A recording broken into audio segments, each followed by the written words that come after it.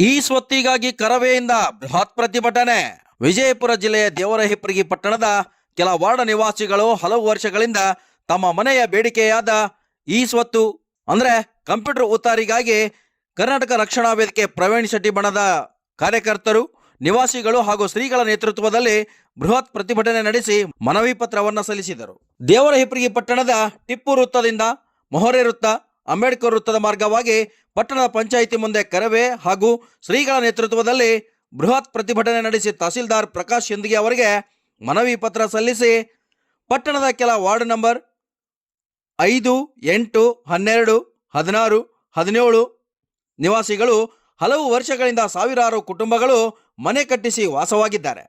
ಅವರ ಮನೆಗಳಿಗೆ ಈ ಸ್ವತ್ತು ಪಟ್ಟಣ ಪಂಚಾಯಿತಿಯವರು ನೀಡಬೇಕು, ಇಲ್ಲದಿದ್ದರೆ ಉತ್ತಾರಿ ನೀಡುವವರೆಗೆ ನಾವು ಕದಡುವುದಿಲ್ಲ ಎಂದು ಪ್ರತಿಭಟನಾಕಾರರು ಪಟ್ಟಣ ಪಂಚಾಯಿತಿ ಮುಖ್ಯಾಧಿಕಾರಿ ಅಫ್ರೋಜ್ ಅಹಮದ್ ಪಟೇಲ್ ಅವರಿಗೆ ಆಗ್ರಹಿಸಿದರು.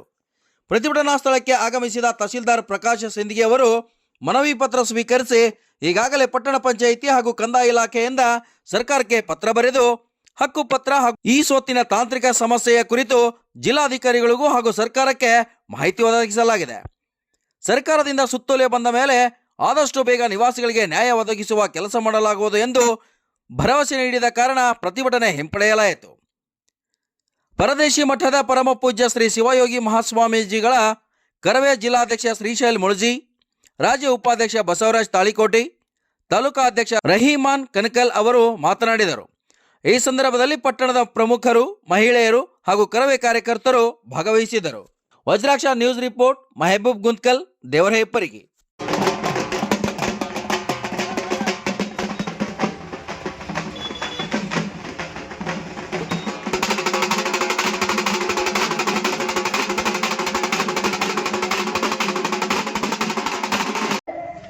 ಕಂಪ್ಯೂಟರ್ ಉತ್ತಾರ ಇಲ್ಲ.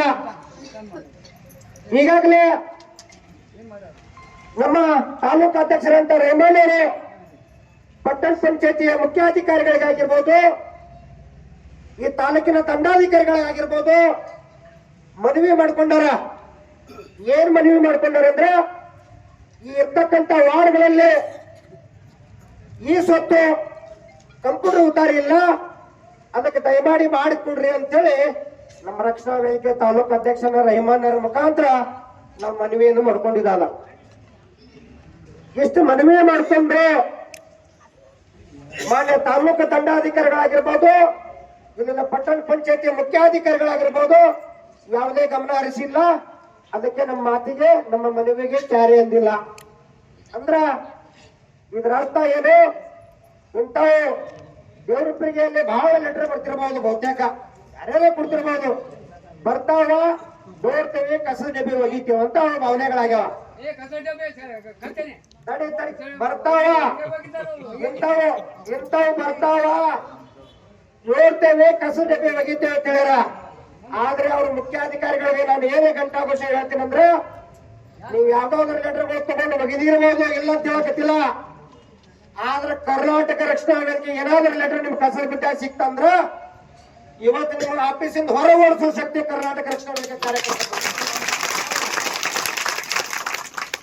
ಇವತ್ತು ಕರ್ನಾಟಕ ರಕ್ಷಣಾ ವೇದಿಕೆ ಕಾರ್ಯಕರ್ತರಿಗೆ ಏನಾದ್ರೂ ನಿಮ್ ಕಸದ ಬುಟ್ಟಿ ಒಳಗೆ ಲೆಟರ್ ಕಾಡ್ತು ಅಥವಾ ನಮ್ಮ ಮನವಿಗೆ ಸ್ಪಂದಿಸ್ತಾ ಇದ್ರ ನೀವು ಹೊರಗಿಡ್ತೇವೆ, ನಾವು ಒಳಗಿರ್ಬೇಕಾಗ್ತದ.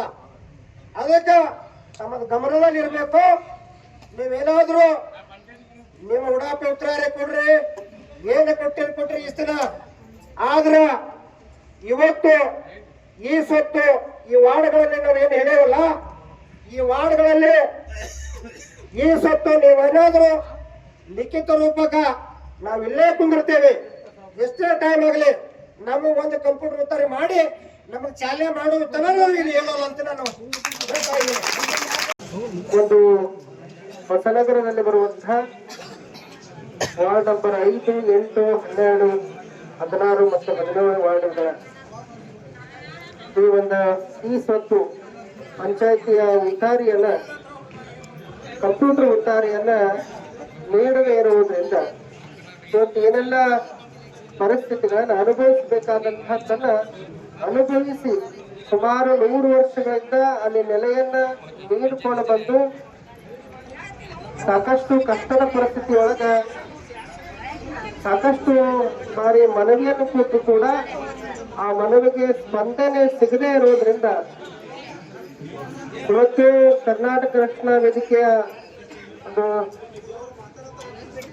ರಾಜ್ಯಾಧ್ಯಕ್ಷರಾದಂತಹ ನಮ್ಮ ಬಸವರಾಜ್ ತಾಳಿಕೊಟ್ಟೆಯವರಾಗಿರ್ಬೋದು, ಉಪಾಧ್ಯಕ್ಷರಾದಂತಹ ನಮ್ಮ ಬಿಜಾಪುರ ಜಿಲ್ಲಾ ಅಧ್ಯಕ್ಷರಾದಂತಹ ಅಂತ ನಿಮ್ಮಲ್ಲಿ ಯಾವ ಪ್ರಕಾರ ಕೇಳ್ಬೇಕು ಅಷ್ಟು ಅಂತ ಯಾವ ಕೊಟ್ಟಿದ್ದಾರೆ ಅಂದ್ರೆ ಅಂತ ಯಾವ ರೀತಿ ನನಗೆ ಉದಾಹರಣೆ ಕೊಡ್ಬೋದು.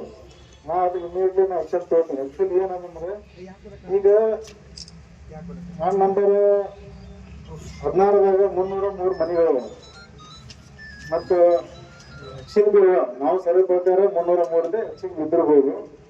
ಮತ್ತು ವಾರ್ಡ್ ನಂಬರ್ 12ದಾಗ 243 ಮನೆಗಳು ಈಗಾಗಲೇ ಅವ. ಟೋಟಲ್ ನಾವು ಈಗಾಗಲೇ ನಾ ಬಂದ್ಮೇಲೆ ಲಾಸ್ಟ್ ಟೈಮ್ ಅಧ್ಯಕ್ಷರು ಲೆಟರ್ ಮುಖಾಂತರ ಬಂದಿಂದ ಕೊಟ್ಟಿದ್ದು ನಾವು ನಮ್ಮ ಸಾಮಾನ್ಯ ಸಭೆಯಲ್ಲಿ ನಾವು ಠರಾವ್ ಪಾಸ್ ಮಾಡಿ ಏನು ದಾರಿ ಹುಡ್ತಾ ಇರ್ಬೇಕಂದ್ರೆ ನಾವು ಫಸ್ಟ್ ಏನು ಮಾಡಿದ ನಮ್ಮ ಅಧ್ಯಕ್ಷರು ಉಪಾಧ್ಯಕ್ಷರು ಅಪ್ಪನ ಮೇರೆಗೆ ನಾವು ಮೀಟಿಂಗ್ ಮೇಲೆ ಠರಾವ್ ಪಾಸ್ ಮಾಡ್ಕೊಂತು ನಾ ಮನೆ ತಹಶೀಲ್ದಾರರಿಗೆ ಆಲ್ರೆಡಿ ಪ್ರತಿ ಕಳಿಸಿದ್ದೀನಿ. ಈಗ ಯಾಕಂದ್ರೆ ಇದು ಕಂದಾಯ ಇಲಾಖೆ ಸಂಬಂಧಪಟ್ಟಿದ್ದ ಆಸ್ತಿಗಳು. ಈಗ ನಮ್ಮ ಪುರಸಭೆ ಪ್ರಾಪರ್ಟಿ ಇತ್ತಂದ್ರೆ ನಾವು ಇಮಿಡಿಯೇಟ್ಲಿ ನಾವು ಮೀಟಿಂಗ್ ಪಾಸ್ ಮಾಡಿ ಆಕ್ಷನ್ ತಗೋಬಹುದು. ಬಟ್ ಇದು ಅವ್ರ ಪ್ರಾಪರ್ಟಿ ಇರ್ಕಲ್ಲಾಗ ನಾವು ಅದಕ್ಕೇನೋ ಅಧಿಕಾರ ಮಾಡ್ಲಿಕ್ಕೆ ಇಲ್ಲ ನಮಗೆ. ಈಗ ನಾವು ಕೃಷಿದವರು ಆಗಲೇ ಮೊದಲೇ ವಿಚಾರ ಮಾಡಿ 2 ವರ್ಷದಿಂದ ನಡೆದವೆಲ್ಲ ನಮಗೆ. ಈಗ ಅವ್ರಿಗೆ ಹಕ್ಕುಪತ್ರ ಕೊಡುವಂತ ವ್ಯವಸ್ಥೆ ರಿಜಿಸ್ಟ್ರೇಷನ್ ಎಲ್ಲ ನಡೆಸಿದ ನಾವು. ಈಗ ಏನಾಗ್ಬಿಟ್ಟದ ಹಳ್ಳಿ ಒಳಗೆ ನಡೆದ ಮುನ್ಸಿಪಾಲ್ಟಿ ವ್ಯಾಪ್ತಿ ಒಳಗೆ ಬಂದಿಲ್ಲದು. ಈ ಮುನ್ಸಿಪಾಲ್ಟಿ ವ್ಯವಸ್ಥೆ ಒಳಗೆ ಮಾಡಕ್ ಅದಕ್ಕೂ ಪ್ರಯತ್ನ ಮಾಡ್ತಾರ. ಮಾಡ್ತೀನಿ ಅಂತಂದ್ರೆ ಶೀಘ್ರದಲ್ಲಿ ಅವಾಗೇ ಆಗ್ತದೆ. ನಿಮ್ಗೆ ಏನದ ಇಲ್ಲಿ ಬಂದಿರಿ ನಿಮ್ಮ ಸಮಾಧಾನ ಹೇಳಿ ನಿಮ್ಗೆ ಕಳಿಸ್ಬೇಕನ್ನೋದು ಇರಂಗಿಲ್ಲ. ನಿಮಗೂ ಗೊತ್ತಾಗ್ಬೇಕು ಏನದ ಅಂತ ಹೇಳಿ. ಅಂದಾಗ ಏನಾಗ್ತದೆ, ಹೌದು ಇದು ಕೆಲಸ ಹೆಂಗದ ನಿಮಗೂ ಗೊತ್ತಾಗ್ತದ. ನೀವು ಅವಾಗ ಏನದ ನಿಮಗೂ ಜಾಗೃತರ ಆಗ್ತೀರಿ. ಇಂಥ ಟೈಮ್ ಬಂದಾಗ ನಾವು ಸರ್ಕಾರ ಜಾಗದಾಗ ಇದ್ದಾಗ ಮಾಡ್ಕೋಬೇಕಾಗ್ತದೆ, ಅರ್ಜಿ ಕೊಡ್ಬೇಕಾಗ್ತದೆ, ನಿಮಗೂ ಗೊತ್ತಾಗ್ತದೆ. ಈಗ ಇವರು ಬಂದಾರ ನಾವು ಬಂದಿವತ್ತ ನಿಮ್ಗೆ ಏನೋ ಹೇಳಿ ಇವತ್ತು ಸಮಾಧಾನ ಮಾಡಿ ನಿಮ್ಗೆ ಕಳ್ಸಿದ್ರೆ ಕೆಲಸ ಆಗ್ಬೇಕದು. ಕೆಲಸ ಆಗಂಗ್ ಮಾಡ್ಬೇಕು. ಯಾವಾಗ 1 ದಿವ್ಸ ಲೇಟ್ ಆಗಲಿ 2 ದಿವ್ಸ ಲೇಟ್ ಆಗಲಿ ಕೆಲಸ ಆಗಂಗಿದ್ರೆ ಅದು ನೀವೆಲ್ಲ ಇಟ್ಟು ಮಾಡೋದಕ್ಕೆ ಇವರು ಎಲ್ಲ ಹೈರಾಣ ಆಗೋದಕ್ಕೆ ನಾವು ಫಲ ಸಿಗ್ತದೆ. ಅದಕ್ಕೆ ನೀವು ಏನು ಹೇಳಿದ್ರಲ್ಲ ಹಕ್ಕುಪತ್ರ ಕೊಡೋದು ಡಿ ಸಾಬ್ರಿಗೆ ಅಂತ ಹೇಳಿ ನಾವು ಈಗ 2 ವರ್ಷದಿಂದ ಅದೇ ಮಾಡ್ಲತ್ತೀವ್ರಿ. ಈಗ ಬಂದು ಏನದ ಪಟ್ಟಣ ಪಂಚಾಯತ್ ವ್ಯಾಪ್ತಿ ಒಳಗೆ ಬಂದಿರ್ತದ್ರಿ. ಈಗ ಅದು ಸರ್ಕಾರ ಮಟ್ಟದಲ್ಲಿ ವಿಚಾರ ಮಾಡತ್ತಾರ. ಈಗ ನಗರ ಪ್ರದೇಶ ಮತ್ತು ಪಟ್ಟಣ ಪಂಚಾಯತಿ ವ್ಯವಸ್ಥೆಯಲ್ಲಿ ದಾಖಲಾತಿ ಇರ್ಲಾರ್ದಂತ ಮನೆ ಕಟ್ಕೊಂಡ್ರಿಗೆ ಏನ್ ಮಾಡ್ಬೇಕು ಅಂತೇಳಿ ಮಾಡತ್ತಾರೆ. ಈಗ ಅದನ್ನೇನಾದ್ರು ಶೀಘ್ರವಾಗಿ ಅದು ಆಯ್ತು ಅಂತಂದ್ರೆ ನಾವು ಸ್ಟಾರ್ಟ್ ಮಾಡ್ಬಿಡ್ತೀವಿ.